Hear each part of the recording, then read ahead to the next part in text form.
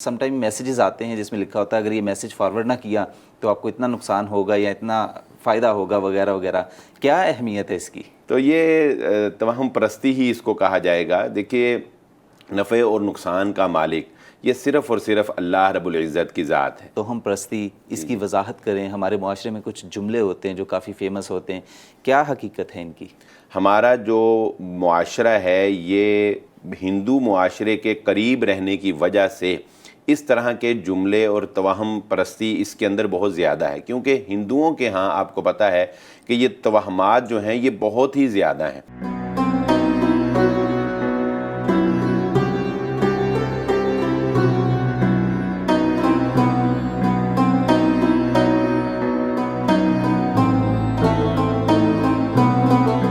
السلام علیکم. پروگرام ستارہ حرم میں میں ہوں آپ کا ہوسٹ محمد فرحان، اور پروگرام ستارہ حرم کی سوال و جواب کی نشست میں ایک بار پھر آپ کی خدمت میں حاضر ہیں، آپ کے سوالات لے کر آپ کو ان کے جوابات دینے کے لیے قرآن و حدیث کی روشنی میں. اور ہمارے ساتھ موجود ہیں مولانا بلال احمد صاحب، خطیب جامعہ مسجد دارالسلام. شکریہ بلال صاحب، آپ نے ہمیں وقت دیا اس پروگرام کے لیے اگین. تو بلا تاخیر کوسچن ایڈ کرتے ہیں. اور بلال صاحب، سم ٹائم میسیجز آتے ہیں جس میں لکھا ہوتا ہے اگر یہ میسیج فارورڈ نہ کیا تو آپ کو اتنا نقصان ہوگا یا اتنا فائدہ ہوگا وغیرہ وغیرہ. کیا اہمیت ہے اس کی؟ بسم اللہ الرحمن الرحیم. جی فرحان، یہ بڑا کامن ہو گیا ہے، اور لوگوں نے عجیب عجیب باتیں لکھی ہوتی ہیں کہ جی سعودی عرب کے امام کو جو ہے وہ خواب آیا اور اس نے خواب میں ایسے دیکھا. اور بسا اوقات تو کچھ ایسے مطالبات بھی ہوتے ہیں، مثلا کہ جی آپ اتنا جو ہے وہ پیسے دیں، اتنا جو ہے وہ صدقہ کریں. اور پھر یہ بلکہ بتایا جاتا ہے کہ جس نے یہ میسیج آگے 10 بندوں کو بھیجا وہ راتوں رات امیر ہو گیا، اور ایک بندے نے نہیں بھیجا اور اس کے فلاں فلاں جو ہے وہ جو تھا وہ بھی چلا گیا. تو بعض بیچارے جو مسلمان جب اس طرح کے میسیجز جو ہے وہ پڑھتے ہیں تو حالانکہ دل ان کا یہ کہہ رہا ہوتا ہے کہ یہ صحیح نہیں ہے، پاسبل نہیں ہے، لیکن ڈرتے ڈرتے فارورڈ کر دیتے ہیں. وہ کہتے ہیں کہ یہ کہیں ہو ہی نہ جائے، جان چھڑاؤ، کہ 10 بندوں کو بھیج ہی دیتے. ابھی تو ہمیں پہنچتے ہیں جی ہمیں پہنچتے ہی ہیں نا اس طرح کے میسیجز. تو یہ توہم پرستی ہی اس کو کہا جائے گا. دیکھیے، نفع اور نقصان کا مالک یہ صرف اور صرف اللہ رب العزت کی ذات ہے. میسیج نہ بھیجنے سے نہ تو کبھی کسی کا نقصان ہو سکتا ہے اور نہ ہی کبھی اس وجہ سے کسی کا نقصان ہوا ہے. اور شریعت نے ہمیں ویسے بھی جو توکل، اللہ پر اعتماد، اللہ پر بھروسہ سکھایا ہے. رسول اللہ صلی اللہ علیہ وآلہ وسلم نے ایک حدیث میں اس بات کو اس طرح بیان فرمایا کہ آپ نے فرمایا کہ یہ جتنی بھی بدشگونی ہے اس کو توکل جو ہے وہ ختم کر دیتا ہے. توکل کیا ہے؟ کہ ہمارا یہ ایمان ہے کہ کائنات میں ایک پتا بھی اللہ رب العزت کی اجازت کے بغیر، اللہ کے حکم کے بغیر ایک پتا بھی نہیں ہل سکتا. ساری کائنات کے انسان اور جنات مل کر بھی اگر آپ کا نقصان کرنا چاہیں، اللہ نہ چاہے تو آپ کا کچھ نہیں بگاڑ سکتے.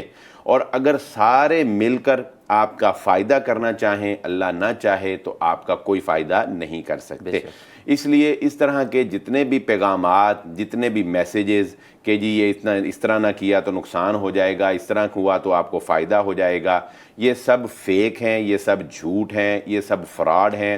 اور بسا اوقات یہ افواہیں ہراسمنٹ پھیلانے کے لیے، خوف و ہراس پھیلانے کے لیے، لوگوں کو انتشار پھیلانے کے لیے جو ہے وہ اس طرح کے میسیجز دشمنوں کی جانب سے بھی جو ہے وہ بھیجے جاتے ہیں. اس طرح کے کسی میسیج پر قطعاً کان نہ دھریں، قطعاً اس کو آگے فارورڈ نہ کریں، بلکہ آپ کو جس نے اس میسیج بھیجا ہے اس کو بھی منع کریں کہ یہ ان میسیجز کی کوئی حقیقت نہیں ہے، یہ افواہیں ہیں. اور انسان کے جھوٹا ہونے کے لیے اتنی بات کافی ہے کہ وہ کسی بھی سنی سنائی بات کو آگے کر دیتا ہے بلا تصدیق کیے. تو یہ اسی میں آ جائے گا. تو اپنے آپ کو ہمیں اس کا حصہ نہیں بنانا چاہیے، ہمیں اس طرح کے میسیجز فارورڈ نہیں کرنے چاہیے. ناظرین، اگر آپ کے ذہن میں آپ کے کچھ سوالات ہیں جو آپ پوچھنا چاہتے ہیں، ان کے جوابات جاننا چاہتے ہیں، تو واٹس ایپ نمبر دیا گیا ہے، اس پر اپنے سوالات سینڈ کریں. ہم ایڈ کریں گے آپ کے سوالات کو اپنے آنے والے پروگرامز میں. بلال صاحب، سیکنڈ کوسچن یہ بھی کچھ اسی سے ریلیٹڈ ہے، توہم پرستی. اس کی وضاحت کریں. ہمارے معاشرے میں کچھ جملے ہوتے ہیں جو کافی فیمس ہوتے ہیں، کیا حقیقت ہے ان کی؟ فرحان صاحب، یہ خواتین کے اندر اس طرح کے جملے مشہور ہیں، اور میرا خیال ہے کہ شاید ہمارا جو معاشرہ ہے یہ ہندو معاشرے کے قریب رہنے کی وجہ سے اس طرح کے جملے اور توہم پرستی اس کے اندر بہت زیادہ ہے. کیونکہ ہندوؤں کے ہاں آپ کو پتہ ہے کہ کہ یہ توہمات جو ہیں یہ بہت ہی زیادہ ہیں۔ تو ہمارے جو بزرگ تھے، آبا و اجداد تھے، ان کے ساتھ رہے، کچھ کنورٹڈ تھے، ظاہر ہے کہ بزرگوں جو کوئی ہندو کوئی سکھ اس سے مسلمان ہوئے، تو وہ سنی سنائی باتیں جو ہے نا وہ یکے بعد دیگرے آگے چلتی رہیں۔ لیکن الحمدللہ اب لوگوں میں شعور آ رہا ہے، اویئرنیس آ رہی ہے، اور یہ توہم پرستی جو ہے وہ کم ہو رہی ہے۔ توہم پرستی یہی ہے، جس طرح کہ مثال کے طور پہ اب یہ کہا جاتا ہے کہ شام کے وقت جو ہے وہ جھاڑو دینے سے رزق میں کمی ہوتی ہے۔ اب آپ بتائیں کہ اللہ رب العزت قرآن مجید میں فرماتا ہے کہ اللہ یبسط الرزق لمن یشاء ویقدر، اللہ جس کو چاہتا ہے رزق کشادہ دیتا ہے، جس کو چاہتا ہے بقدر کفایت دیتا ہے۔ بھلا جھاڑو دینے سے کوئی اللہ کے فیصلوں کو بدل سکتا ہے؟ ٹھیک ہے، اسی طرح جمعرات کے دن جو ہے وہ کپڑے نہیں دھونے چاہیے، اور یہ خواتین ان پر زیادہ جو ہے وہ عمل پیرا ہوتی ہیں کہ جمعرات کو کہتے ہیں کہ جی روحیں جو ہیں وہ لوٹ کر آتی ہیں۔ روح ایک دفعہ چلی گئی فرحان صاحب، پھر وہ واپس نہیں آتی، بس وہ پھر چلی گئی، ٹھیک ہے نا۔ تو اگر روحیں واپس آ سکتی ہوتی تو پھر کوئی بھی اپنے پیارے جو ہے اس کو مرنے نہ دیتا، وہ ہر ایک کی روح جو ہے وہ واپس بلا لیتا۔ اسی طرح ناخن کاٹنا جمعے کو جو ہے یہ بے برکتی ہے، یعنی بڑی عجیب و غریب باتیں جو ہے وہ مشہور ہے، بعض تو ہاں ایسی ہیں جو بیان بھی نہیں کی جا سکتی۔ تو یہ ساری باتیں جو ہیں یہ توہمات ہیں، یہ خرافات ہیں، اور یہ ہمارے اللہ پر یقین کو کمزور کرتی ہیں۔ بلکہ ان باتوں کی وجہ سے فرحان بچیوں کو گھروں میں بسا اوقات بہت شدید مشکلات کا سامنا کرنا پڑتا ہے کہ مثلا دودھ رکھا تھا جی، دودھ ابل گیا، اب وہ دودھ ابل گیا تو ساس کی جانب سے کہا جائے گا جی یہ ہو دودھ ابل گیا، یہ تو گھر میں نحوست ہو گئی، یہ تو گھر میں بے برکتی ہو گئی۔